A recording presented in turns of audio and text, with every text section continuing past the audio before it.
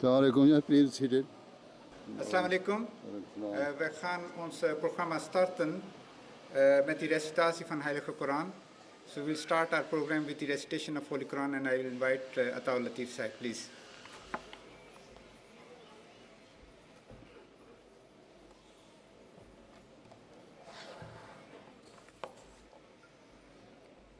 أعوذ بالله من الشيطان الرجيم بسم الله الرحمن الرحيم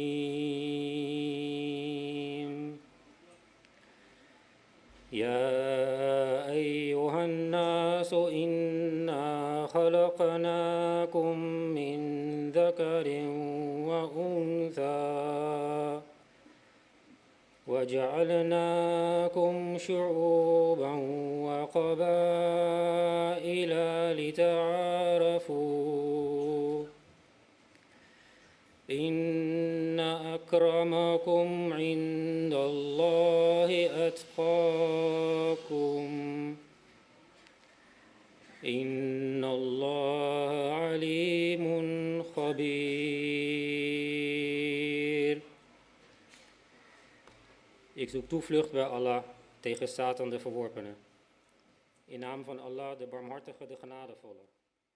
آیات کا اردو ترجمہ یہ ہے: اے لوگو، یقیناً ہم نے تمہیں نر اور مادے سے پیدا کیا اور تمہیں قوموں اور قبیلوں میں تقسیم کیا تاکہ تم ایک دوسرے کو پہچان سکو۔ بلا شبہ اللہ کے نزدیک تم میں سب سے زیادہ معزز وہ ہے جو سب سے زیادہ متقی ہے۔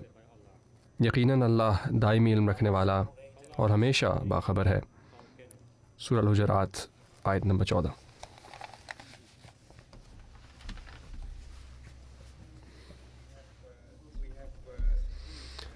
سیدی، یہاں ہمارے ساتھ 3 مہمان ہیں جنہیں یہ یک کے بعد دیگرے یہاں تقریر کے بلا رہے ہیں۔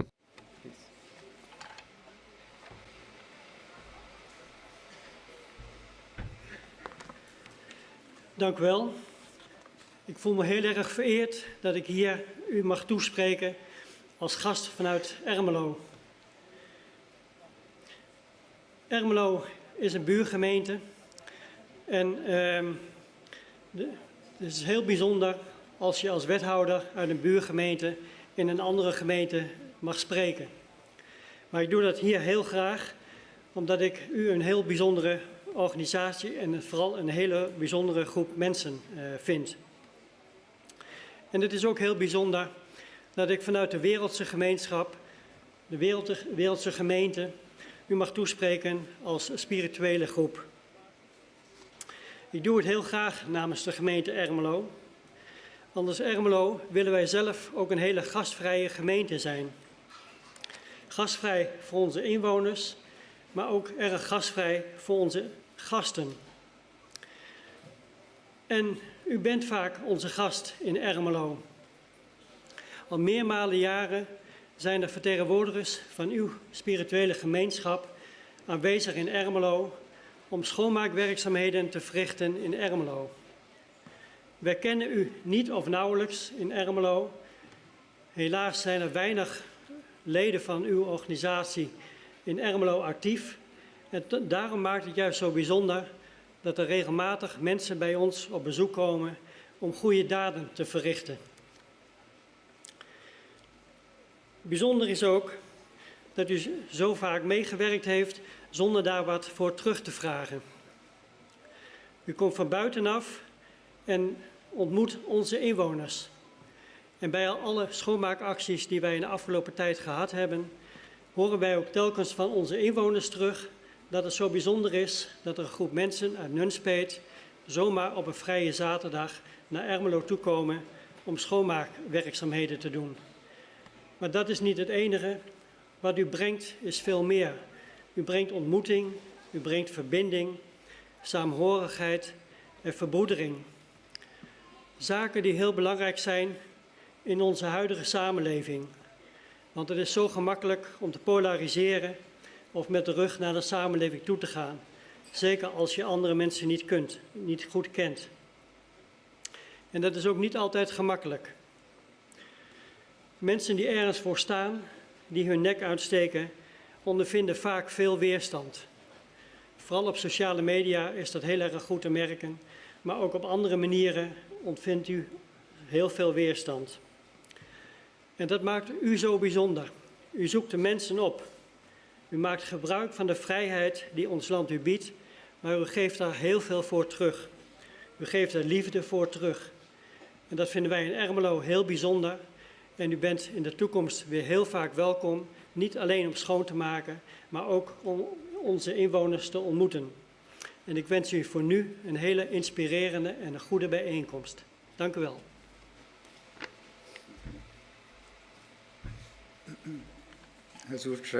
सैयदी मिस्टर क्लापे ने यहाँ आने पर जमात से अपने शुक्रिया का इजहार किया है और ये कहा है कि ये इंतहाई अजीमुशान मजमा है। इस किस्म के मजमे में पहले वो कभी शामिल नहीं हुए और बहुत मुतासिर हुए हैं और जमात के रफ़ाई कामों से बहुत मुतासिर हैं।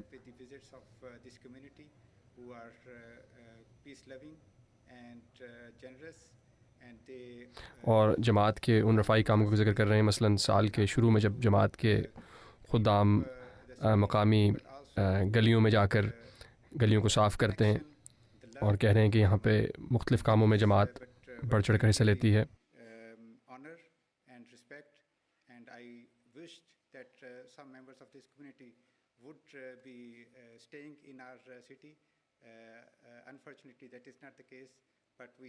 और बाज़ जो मेहमान जलसे के आए हैं वो कह रहे थे कि वो हमारे शहर में क़याम करेंगे, इसलिए हम उन्हें दिल की गहराइयों से खुशामदीद कहते हैं। हुज़ूर अगले मेहमान मिस्टर हाइफन बर्मन हैं जो IHRC के पैटर्न हैं।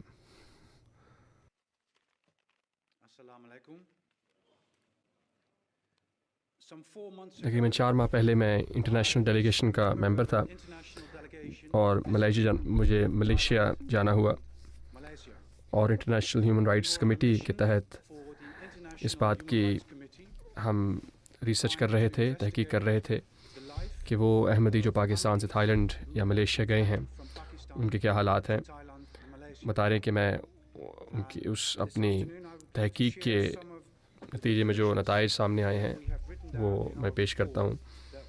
हमने हेग में और डच पार्लियामेंट में इस बात को पेश किया कि जमात अहमदिया के मेंबरान जिन्हें पाकिस्तान को छोड़ना पड़ता है और हिजरत करके मुख्तलिफ मुल्कों में जाना पड़ता है, ख़ास तौर पर मलेशिया और थाईलैंड, वो ऐसे दो ममालिक हैं जो UNO की रेफ्यूजी की जो ट्रीटी है उसके सिग्नेटरीज़ नहीं हैं। वो इस मुआहदे में शामिल नहीं हैं कि वो मुख्तलिफ़ कौमों से आने वालों को अपने में ज़म कर लेंगे या असाइलम देंगे, इसलिए वहाँ जाने वाले पनाह गज़ीनों को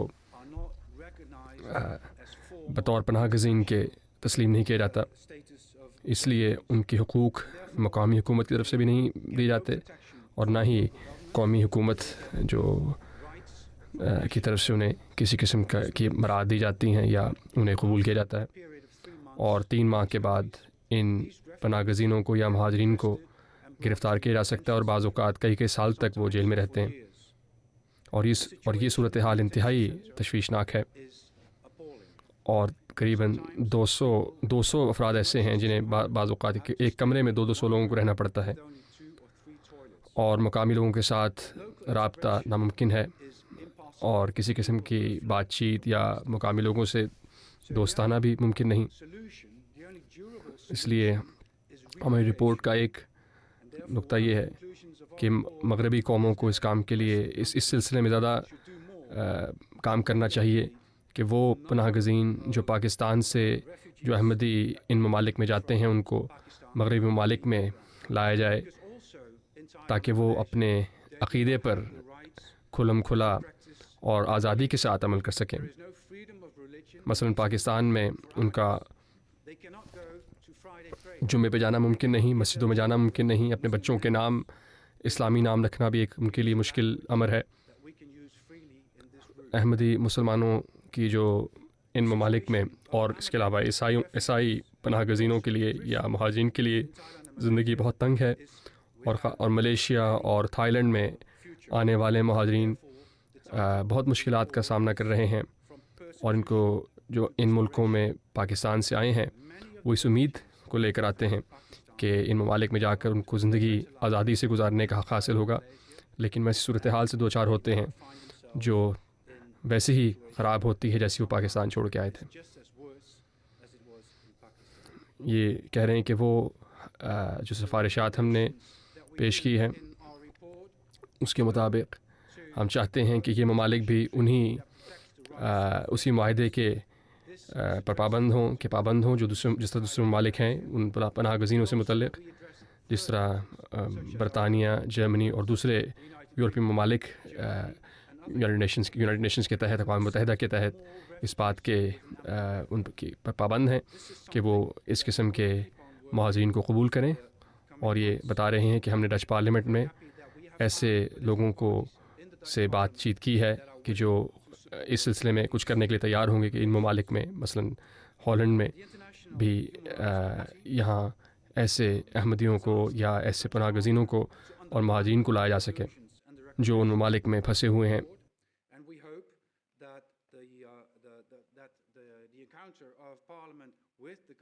اور ہم امید کرتے ہیں کہ جو پارلیمنٹ کے ممبران ہیں ان کی کوشش اور ان کاوش کے نتیجے میں حکومت مزید مہاجرین کو قبول کریں گے جو یہاں پر ہالینڈ آنا چاہتے ہیں۔ بہت بہت شکریہ مسٹر حارفن بومل۔ حضور، ہمارے اگلے قابل احترام مہمان نونسپٹ کے میئر ہیں، وہ 27 مئی سے یہاں کے میں ہیں اور ہم نے انہیں اس جلسے پر مدعو کیا ہے، وہ تشریف لائے ہیں۔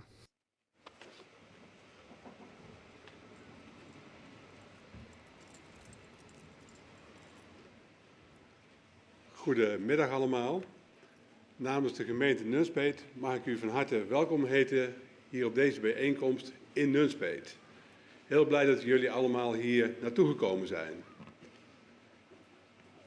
Zojuist heeft de wethouder van Ermelo, onze buurgemeente, al iets uitgelegd hoe jullie in onze samenleving staan. Hoe jullie bezig zijn om goede dingen te doen in die samenleving en proberen te zorgen die ontmoeting tot stand te brengen. Ook in Nunspeet doe je dat heel trouw. Iedere keer zie ik jullie daarin terugkomen en zijn jullie daarmee bezig. Ook als gemeentebestuur van Nunspeet hebben wij een warme band met de leiding hier van de Ahmadiyya-beweging. Regelmatig overleg, regelmatig dat we elkaar ontmoeten. Een nieuwjaarsreceptie wordt er bijvoorbeeld gehouden en op allerlei plekken komen we elkaar tegen.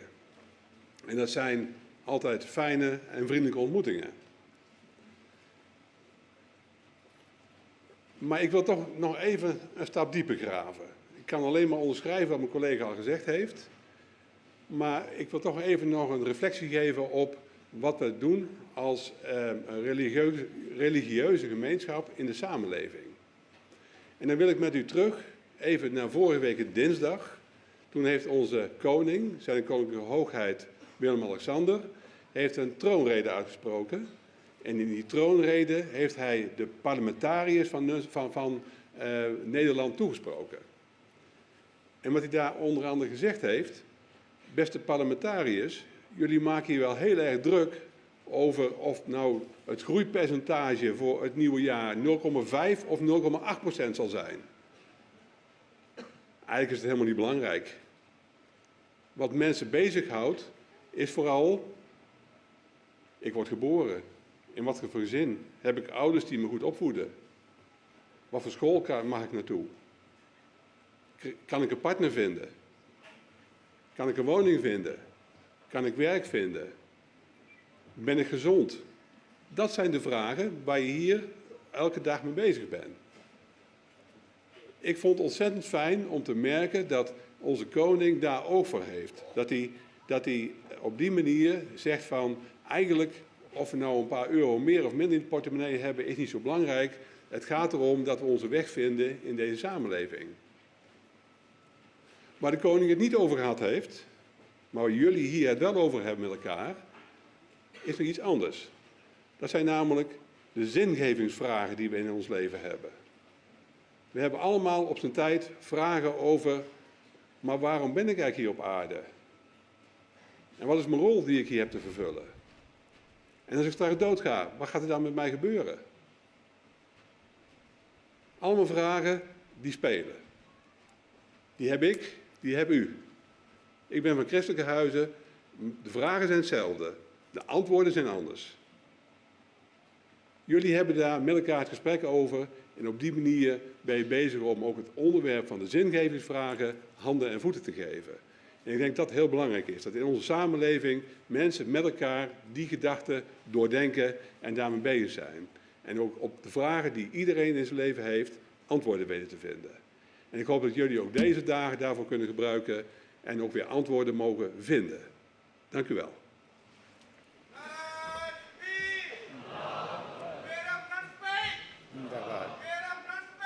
Zindabad.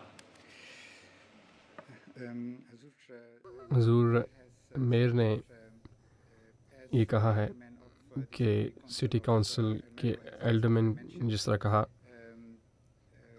میں بھی آپ سب کو خوش آمدید کہتا ہوں جو اس جلسے میں یہاں شامل ہونے کے لیے شہر میں آئے ہیں،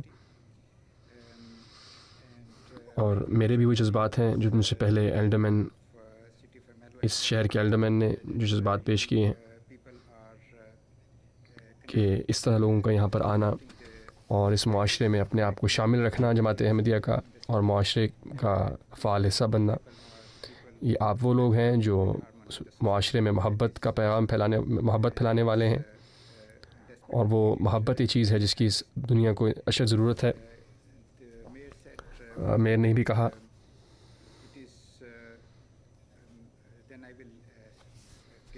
بلکہ میں اب ایک اور بات یہ کہنا چاہوں گا، انہوں نے کہا کہ معاشرے میں مذہب کی کیا حیثیت ہے۔ ایک پروگرام میں the budgets are presented, he asked the politicians not to stress more on how to get the better financial situations and how we can have the better finance, but you should work hard to see how we can make the lives of the people, of our people, better, and if they have good work and give good livings. The mayor said that today we have gathered here with a special purpose, and the question we might have with us is what is our role in our society and in this life. کچھ دیر کے لیے آواز منقطع ہو گئی تھی، اور یہ سوال یہ تھا کہ معاشرے میں ایک مذہب کا کیا حیثیت ہے اور ایک مذہب کس طرح ایک معاشرے میں اپنا کردار ادا کر سکتا ہے۔ میں میئر کی حیثیت سے آپ سب کے لیے سوال چھوڑتا ہوں کہ آپ یہ سوچیں کہ کس طرح مذہب اپنا کردار ادا کر سکتا ہے معاشرے کی فلاح و بہبود کے لیے۔ That was our last speaker.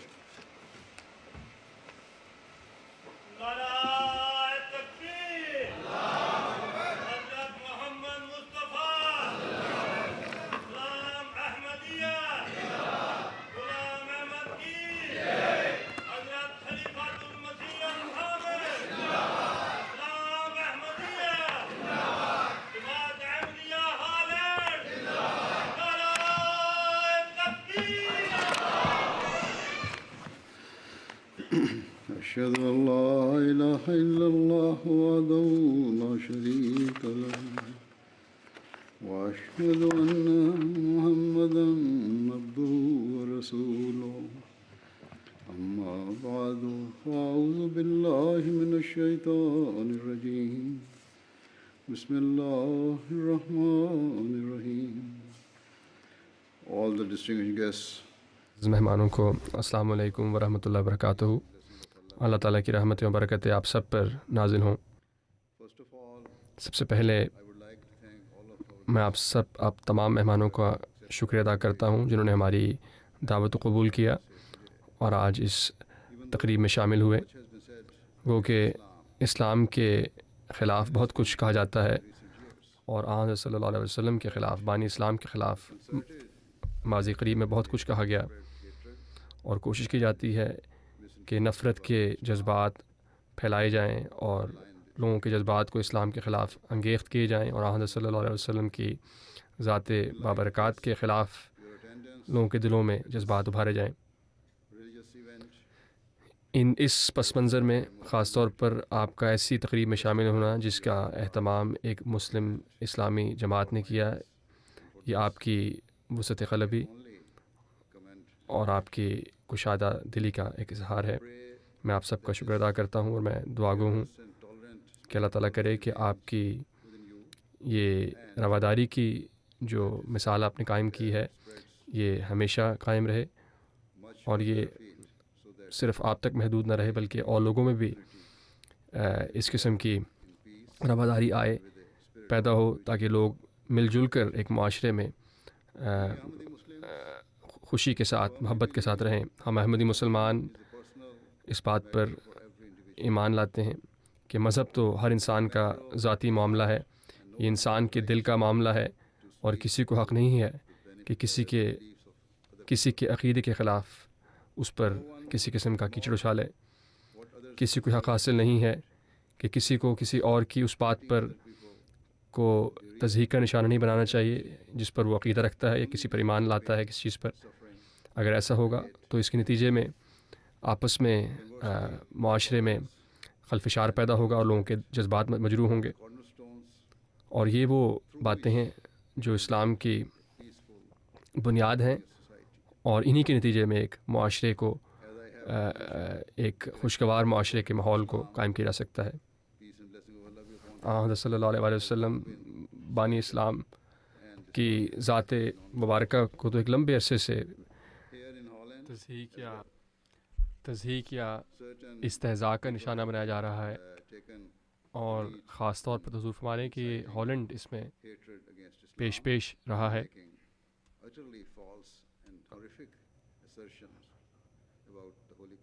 اور قرآن کریم کے متعلق اور آن صلی اللہ علیہ وسلم کے متعلق غلط اور بے بنیاد جھوٹی باتوں کی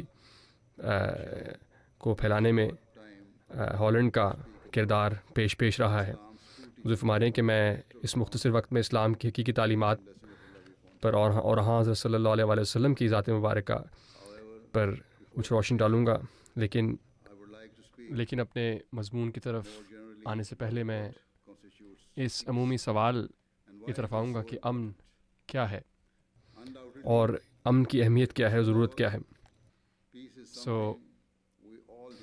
امن وہ چیز ہے جس کی ہر شخص خواہش کرتا ہے، چاہے وہ انسان کی ذاتی زندگی تک محدود ہو یا قوموں کے اور معاشروں کے درمیان ہو۔ یہی خواہش ہوتی ہے کہ امن و سلامتی ہو، لیکن امن ہے کیا؟ ہمیں اس کی ضرورت کیا ہے؟ حضور فرما رہے ہیں کہ میری رائے میں امن کی دو اقسام ہیں۔ ایک امن انسان کا داخلی یا اندرونی امن ہے، دل کا امن ہے، اور ایک اس کا خارجی یا بیرونی امن ہے، جس کے مطابق وہ اپنے آپ کو بطور امن کا دائی اور خوشگوار ظاہر کرتا ہے انسان، اور بظاہر نظر آتا ہے کہ انسان کا بیرونی امن موجود ہے، لیکن عام طور پر اس کا تعلق داخلی امن سے نہیں ہوتا۔ جس طرح بعض اوقات عالمی لیڈر امن کی بات تو بہت کرتے ہیں، لیکن دلوں میں ان کے امن اس طرح نہیں موجود ہوتا۔ اسی طرح کئی اس بات کی تسلیم کرتے ہیں کہ وہ اپنے ذہنی سکون کے متمنی ہیں، خواہش مند ہیں، اور وہ چین چاہتے ہیں، وہ سکون چاہتے ہیں۔ دنیا داری کی نگاہ سے دیکھا جائے تو بظاہر تو تمام سہولتیں موجود ہیں، لیکن پھر بھی انسان کا دماغ بے سکونی کی کیفیت سے گزر رہا ہے اور دل بے چین ہے۔ حقیقت یہ ہے کہ جب تک انسان اپنے اندرونی امن کو تلاش نہ کر لے، اس وقت تک ظاہری امن و سکون، ظاہری آسائشیں انسان کو سکون عطا نہیں کر سکتی۔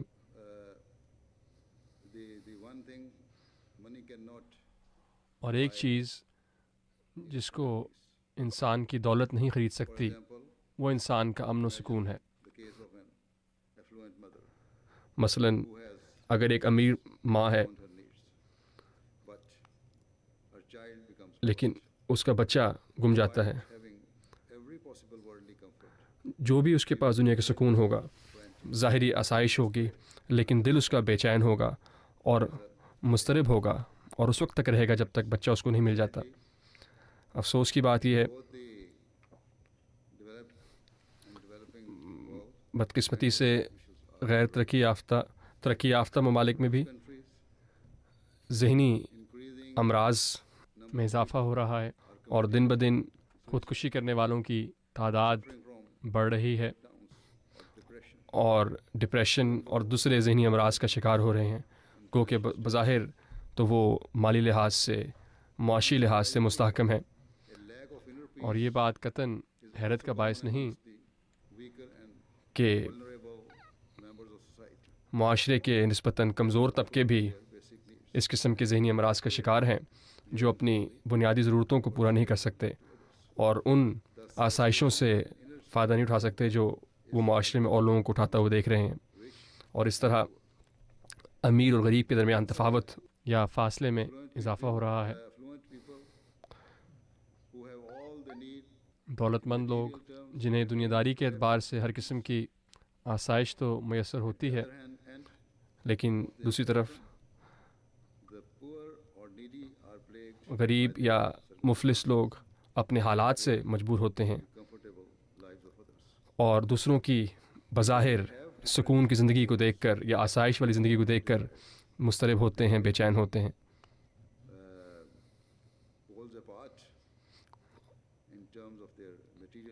گو کہ ان کی دنیا داری کے لحاظ سے گو کہ وہ بہت فرق ہو ان میں آپس میں، ایک بہت امیر ایک بہت غریب ہے، لیکن ذہنی لحاظ سے دونوں ایک ہی تکلیف کا سے گزر رہے ہیں، ایک ہی بے چینی سے گزر رہے ہیں، اور بہت آسانی سے مذہب کو اس کا ذمہ دار ٹھہرایا جاتا ہے، اور خاص طور پہ اسلام کو مورد الزام ٹھہرایا جاتا ہے۔ لیکن بہت لوگ ایسے ہیں جو اپنے اندرونی خلفشار اور بے چینی کا شکار ہیں، لیکن ان کی زندگیاں تو دین سے بہت دور ہیں، وہ تو کسی لحاظ سے مذہبی لوگ بھی نہیں ہیں، لیکن بہرحال وہ اسلام یا دوسرے مذاہب کو مورد الزام ٹھہراتے ہیں۔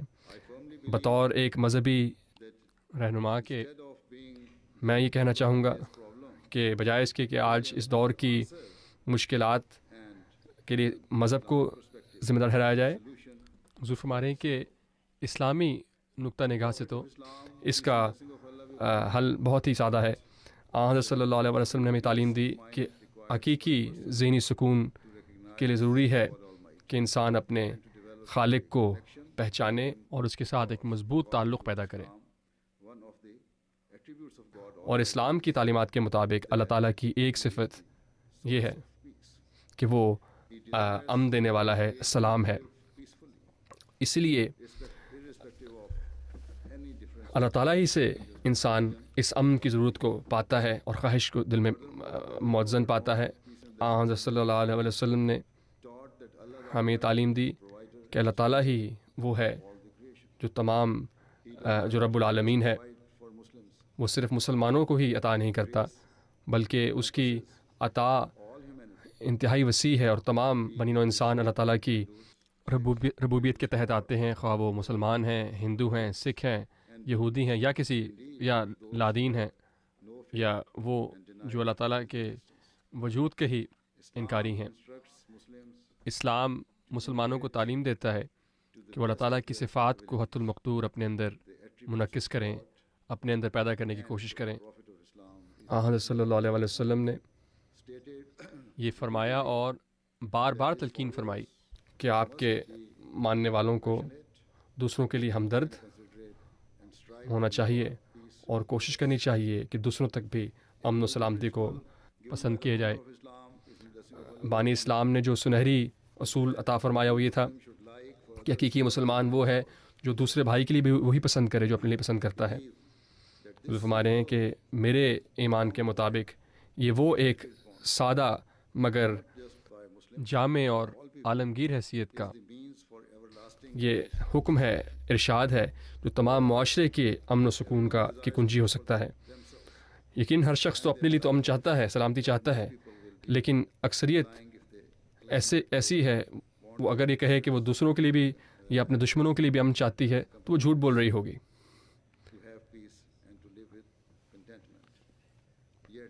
لیکن یہ وہ معیار ہے جو اسلام بھلائی اور دوسرے کے لیے خیر اندیشی کے لیے چاہتا ہے.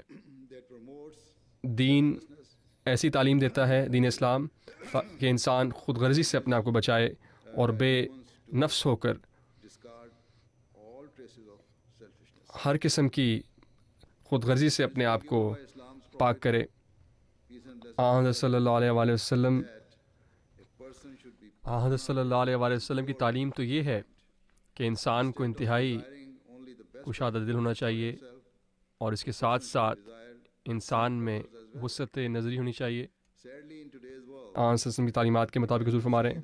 لیکن بدقسمتی سے ہم اس کے بالکل برعکس دیکھتے ہیں کہ اس زمانے کے لوگ تو صرف اپنی ذات تک ہی محدود ان کی خواہشات ہیں، اور ان کی خواہشات لالچ اور طمع اور حرص پر مبنی ہیں، اور معاشرے سے ہر قسم کی عدل و انصاف کو آہستہ آہستہ مٹایا جا رہا ہے، یہ مفقود ہو رہا ہے.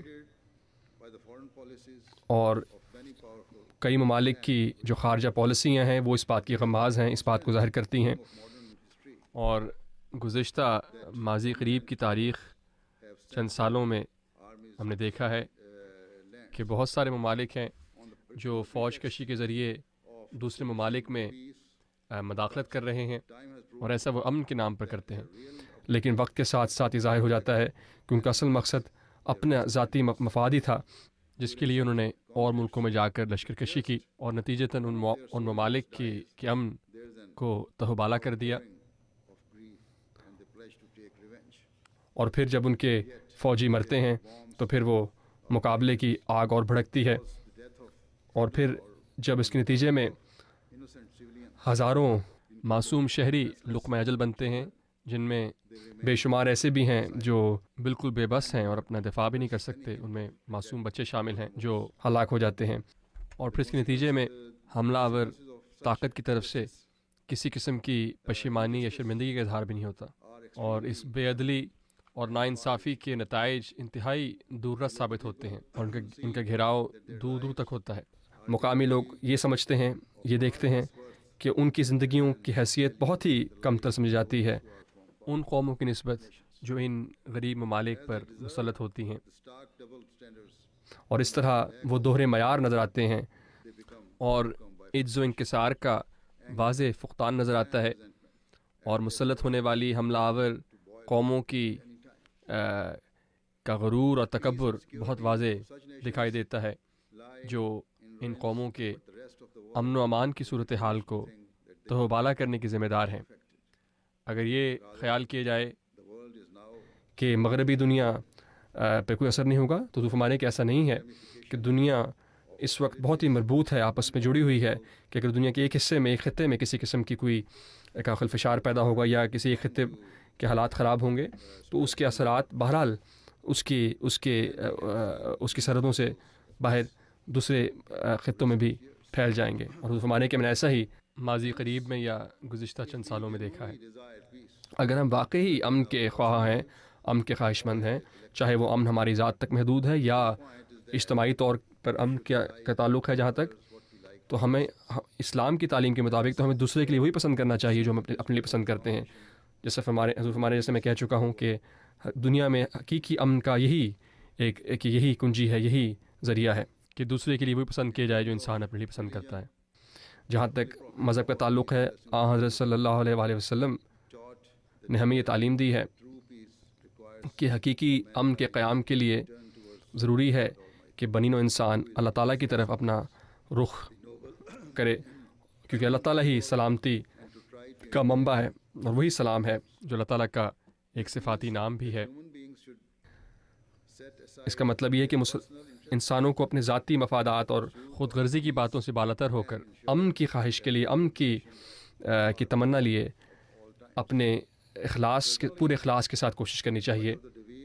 یقیناً اس زمانے میں جو دوریاں پیدا ہو رہی ہیں اس کی وجہ یہ ہے کہ مختلف پارٹیاں فریق ان کے وہ دیانتدار نہیں ہیں، ان کی اخلاص سے وہ کوشش نہیں کرتے، بلکہ ان کی تمام تر نیتیں وہ ان کے ذاتی مفاد کے حصول کے لیے ہیں۔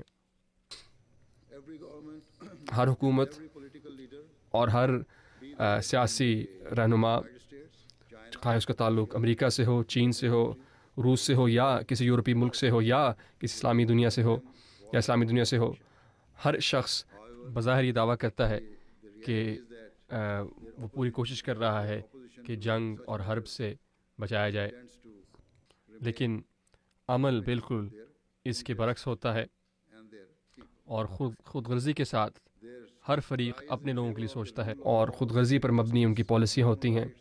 اور جہاں تک عدل و انصاف کا تعلق ہے، تمام نعرے کھوکھلے ہوتے ہیں، اور زبان حال بالکل اس سے مختلف تصویر کشی کرتا ہے، یعنی حقیقت اس کے بالکل برعکس ہوتی ہے۔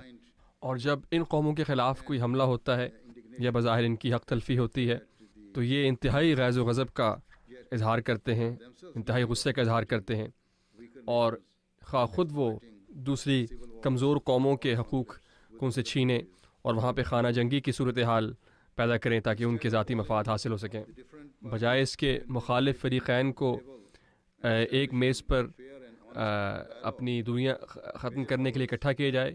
یہ عالمی طاقتیں مسلسل دوسری قوموں کے درمیان کے تنازعات میں دخل اندازی کرتی ہیں تاکہ وہ ان تنازعات کو اپنے ذاتی مفاد کے لیے استعمال کر سکیں۔ یہ عالمی طاقتیں مسلسل اس جلتی میں تیل کا کام کر رہی ہیں، اور نتیجتاً معصوم لوگ، جن میں عورتیں، بچے، بڑے بوڑھے سب شامل ہیں، وہ اپنی زندگیوں سے ہاتھ دھو بیٹھتے ہیں یا اپنے پیاروں کو تکلیف میں اور اذیت کا شکار دیکھتے ہیں۔ شہر، گاؤں، قصبے تباہ کیے جاتے ہیں، تہوبالا کیے جا رہے ہیں۔ اس کا ایک ہی نتیجہ نکلتا ہے، اور وہ یہ ہے کہ لوگوں کے دلوں میں بے چینیاں پیدا ہو رہی ہیں، اور مقامی لوگوں کے دلوں کی یہ بے چینی اور دشمنی کے جذبات ان عالمی طاقتوں کے خلاف دن بدن اور بھی بھڑکتے ہیں، جس کا ہم مشاہدہ کر رہے ہیں یا جس کو ہم نے گزشتہ چند سالوں میں دیکھا ہے۔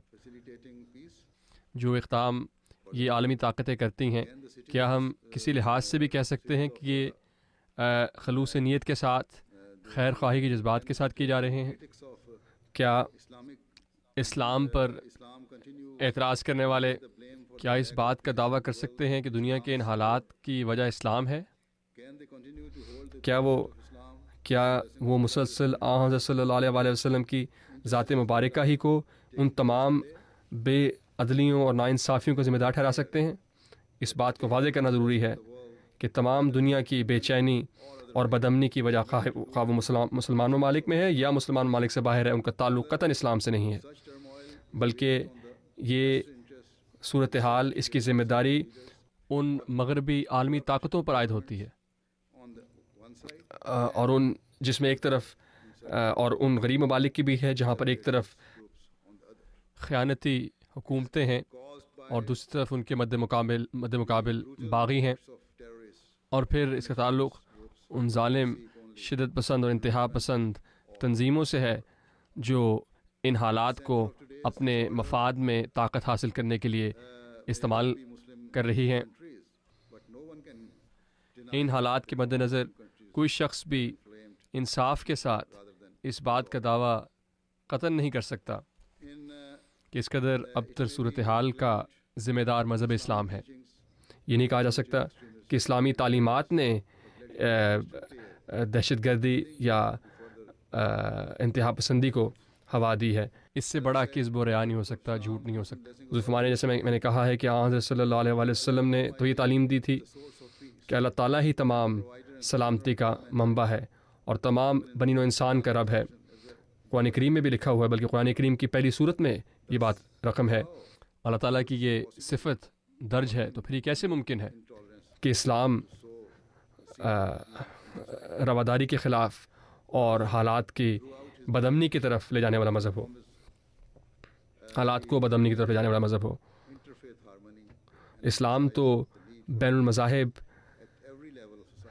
امن اور تبادلہ خیال کا مذہب ہے تاکہ معاشرے کو پرامن بنایا جائے، خواہ اس کا تعلق بین الاقوامی تعلقات سے ہو یا مقامی سطح پر ہو۔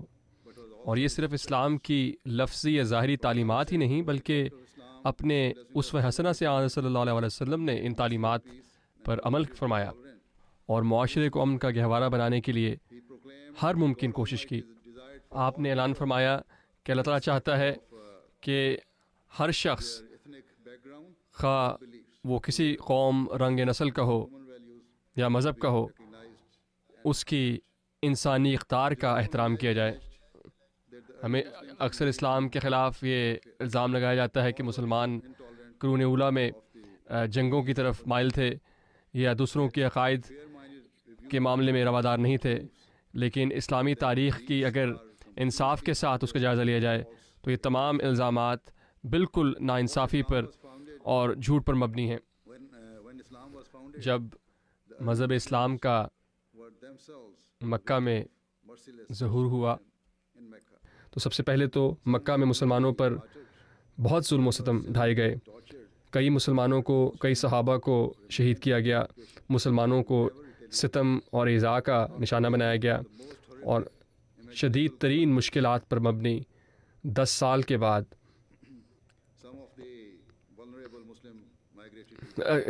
شدید ترین مشکلات کے بعد بعض مسلمانوں نے ایتھوپیا یعنی حبشہ کی طرف ہجرت کی، لیکن وہاں بھی مسلمانوں کا ان کفار مکہ کی طرف سے تعاقب کیا گیا تاکہ وہاں بھی وہ چین سے نہ رہ سکیں، اور نجاشی کو، حبشہ کے بادشاہ کو درخواست کی گئی کہ مسلمانوں کو مجبور کیا جائے کہ وہ مکہ واپس چلے جائیں تاکہ وہاں کفار مکہ دوبارہ سے ان پر ظلم و ستم ڈھا سکیں اور اسلام نہ پھیل سکے۔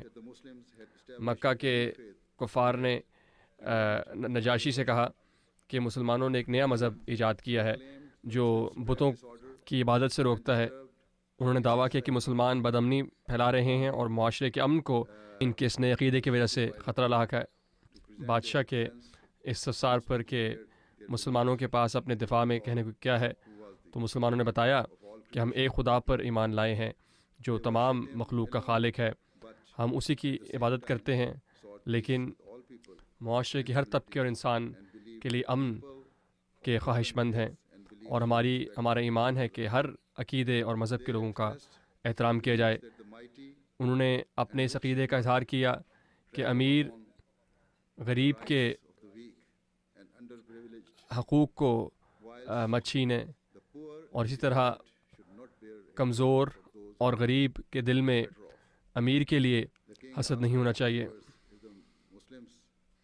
جب حبشہ کے بادشاہ نے پوچھا کہ کیا مسلمان جب عہد شکنی کرتے ہیں تو جھوٹ بولتے ہیں یا بغاوت کی طرف مائل ہوتے ہیں، تو اس پر کفار نے کہا کہ نہیں، نہ جھوٹ بولتے ہیں نہ عہدوں کو توڑنے والے ہیں۔ اس کے باوجود آن صلی اللہ علیہ وسلم کو اور اسلام کو ختم کرنے کی حت المقدور ہر ممکن کوشش کے باوجود ماضی اس بات پر گواہ ہے، تاریخ اس بات پر گواہ ہے کہ آن صلی اللہ علیہ وسلم نے کبھی بھی جھوٹ نہیں بولا، کبھی آپ نے عہد شکنی نہیں کی، اور نہ ہی ظلم و ستم اور ناانصافی کا بدلہ ظلم و ستم اور ناانصافی سے دیا۔ وہ اس بات کو تسلیم کرنے پر مجبور تھے کہ حضرت صلی اللہ علیہ وسلم اور آپ کے ماننے والے صرف محبت اور امن و آشتی کو معاشرے میں پھیلانے والے ہیں اور اپنے دین کی پرامن تبلیغ کرنے والے ہیں جو ایک خدا کی طرف لانے والا ہے۔ ہر موقع پر حضرت صلی اللہ علیہ وسلم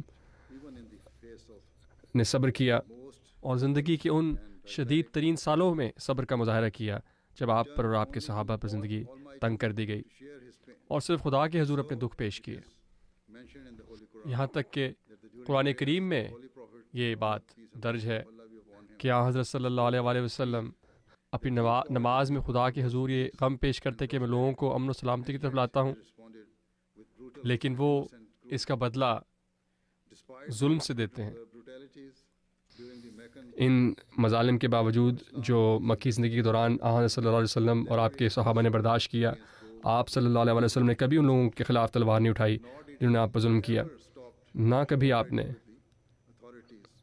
اس حکام مکہ کے حکام سے کسی قسم کی بغاوت اپنے قول یا اپنے فعل سے کی، بلکہ مسلمان تو اللہ تعالیٰ کے اس حکم پر کتابیں تھے جو قرآن کریم کی 25ویں سورت کی 64ویں آیت میں درج ہے۔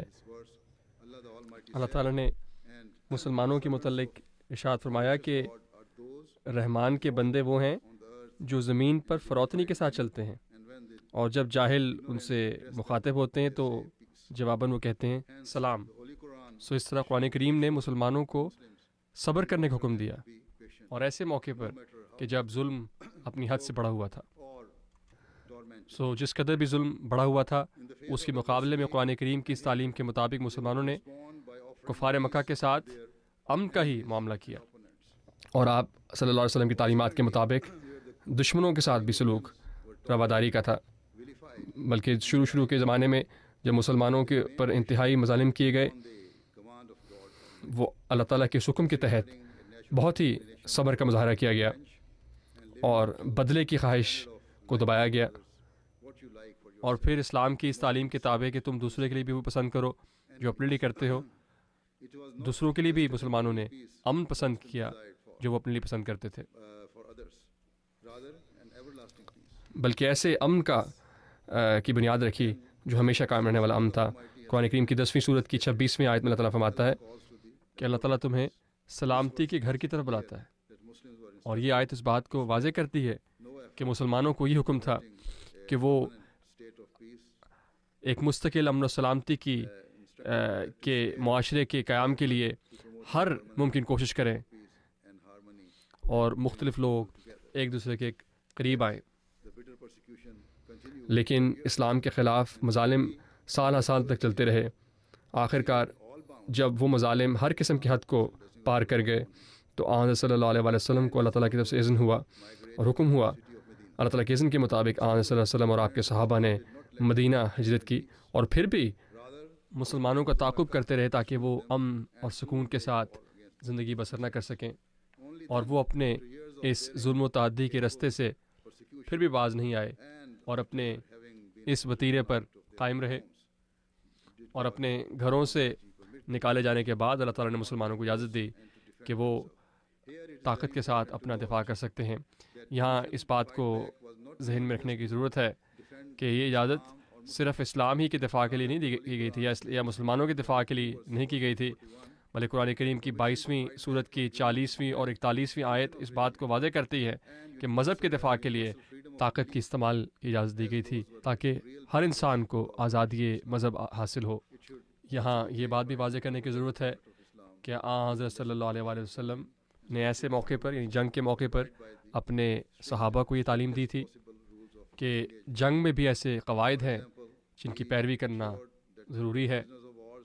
مثلاً جنگی قیدیوں کے لیے نرمی سے پیش آنے کا ارشاد کیا گیا، اور یہ حکم دیا کہ کسی اور بچے، عورت کے بوڑھے یا کسی مریض پر حملہ نہیں کرنا، اور نہ کسی بھی عبادت گاہ کو حملے کا نشانہ بنانا ہے۔ پھر آن صلی اللہ علیہ وسلم نے یہ حکم دیا کا یہ ارشاد تھا اگر مخالف فریق کی طرف سے اگر دوستی کا ہاتھ بڑھائے جانے کا اشارہ بھی ملتا ہے تو بالکل تردد نہیں کرنا اور فوراً قبول کر لینا ہے۔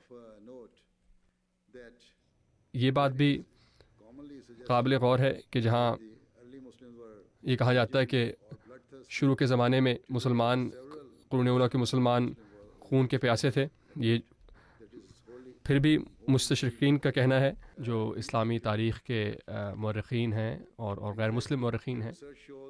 تحقیق اس بات کو واضح کرتی ہے کہ اس دور کی جنگوں کے نتیجے میں ہلاک ہونے والوں کی تعداد اس زمانے کی ہلاکتوں سے کہیں کم ہے، بلکہ اس دور کے ایک بم کے نتیجے میں ہلاک ہونے والے لوگوں کی تعداد جنگوں میں اس دور کی اموات سے کہیں زیادہ ہے۔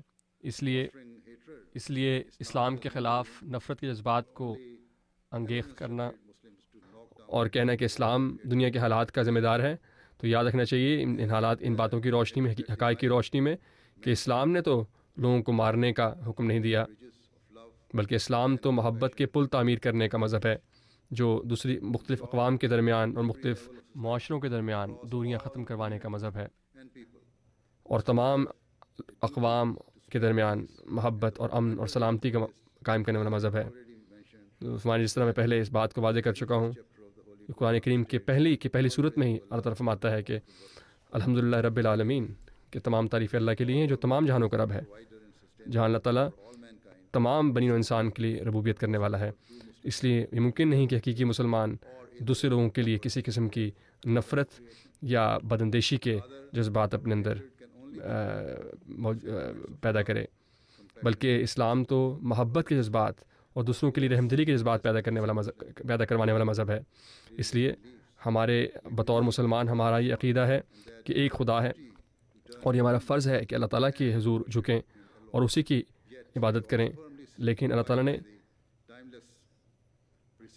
اسلام کی وقت اور زمان و مکان کی قید سے آزاد تعلیمات جو قرآن کریم میں موجود ہیں، ان کے مطابق ہماری محبت کے جذبات صرف اپنے مذہب تک محدود نہیں، بلکہ ہر قوم کے لیے ہیں۔ جس طرح میں نے پہلے کہا کہ مذہب کا انسان کی اپنی ذات سے تعلق ہے، وہ انسان کی ایک انفرادی چیز ہے۔ لفظ اسلام کا مطلب ہے سلامتی، اور قرآن کریم کی بے شمار آیات تکرار کے ساتھ اس مضمون کو بیان کرتی ہیں کہ اسلام سلامتی اور محبت کو قائم کرنے کا مذہب ہے، اپنے ماننے والوں سے محبت اور رواداری کی توقع کرتا ہے۔ یہ کیسے ممکن ہے کہ وہی تعلیمات جو بانی اسلام پر اتاری گئیں وہ خود ہی ان تعلیمات کے برعکس عمل کرنے والے ہوں یا ان سے انحراف کرنے والے ہوں؟ دیانتدار مورخین اس بات کو بڑے واضح طور پر بیان کرتے ہیں کہ بانی اسلام آن صلی اللہ علیہ وسلم نے کبھی بھی ظلم نہیں کیا، اور کبھی بھی اپنے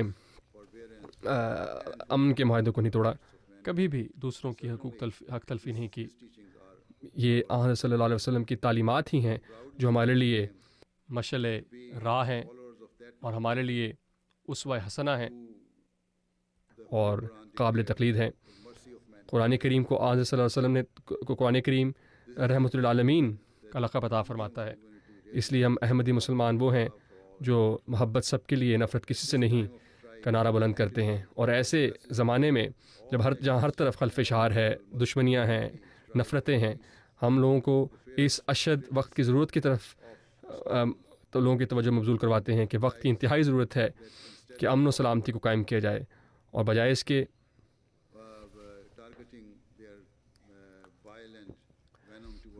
کے کہ اپنے اسلام کے خلاف زہر اگلا جائے اور اسلام کی مبارک تعلیمات کو نشانہ بنایا جائے، ضروری ہے کہ اس اسلام کے خلاف تعصب کو ختم کر کے انصاف اور رواداری کے ساتھ اور دیانتداری کے ساتھ حالات کا جائزہ لیا جائے۔ وہ مسلمان جو اسلامی تعلیمات سے لا علم ہیں، جاہل ہیں، اور ان کو اپنے دین کا اصل علم نہیں ہے، ایسا صرف مسلمانوں میں نہیں بلکہ تمام معاشرے میں ایسا ہوتا ہے۔ جہاں کہیں بھی ایسے نوجوان ہوں جو نا امید ہوں اور بے چین ہوں، تو وہ نفرتیں پھیلانے والے شدت پسند ملاؤں اور مذہبی لیڈروں کا آسان شکار بن سکتے ہیں۔ تو اس میں مذہب کی تفریق نہیں بلکہ یہ ایک قدرتی امر ہے۔ ہمیں حت المقتول کوشش کرنی چاہیے کہ ہم نوجوانوں کو اس چیز سے بچائیں، ورنہ نفرت کا یہ چکر جس نے اس دور کو، جو اس دنیا کی تاریخ کا ایک سیاہ باب ہے، مسلمان معاشروں اور بالعموم تمام دنیا کو قریب تر لانے کا خواب کبھی بھی شرمندہ تعبیر نہیں ہو سکے گا۔ جیسا کہ میں نے حضور ہمارے شروع میں کہا ہے کہ وقت کی ضرورت ہے کہ ہم سب مل کر کوشش کریں، بجائے اس کے ایک دوسرے کے خلاف الزامات تراشیں یا ایک دوسرے کے مذہبی جذبات کو مجروح کریں۔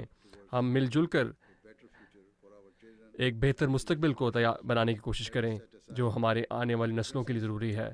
چاہیے کہ ہم آپس کی دشمنیوں کو ختم کریں اور ایسے امن کو قائم کرنے کی کوشش کریں جو دیر پا ہو، اور اس کے لیے ہر ممکن کوشش کریں کہ ایسے معاشرے کا قیام ہو جس کی بنیاد اتحاد و یگانگت اور باہمی مفاد پر ہو. اللہ تعالیٰ سب کو ایسا کرنے کی توفیق عطا فرمائے. آمین.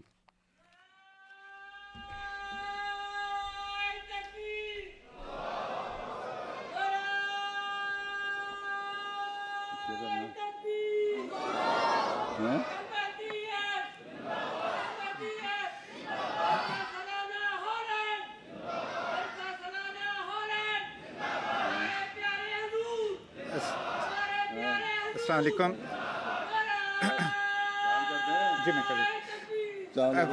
Wij gaan deze sessie zo meteen sluiten met stille gebed. Dat zal zijn heiligheid ons inleiden. U mag uw eigen manier die gebed doen. Please, silent prayer.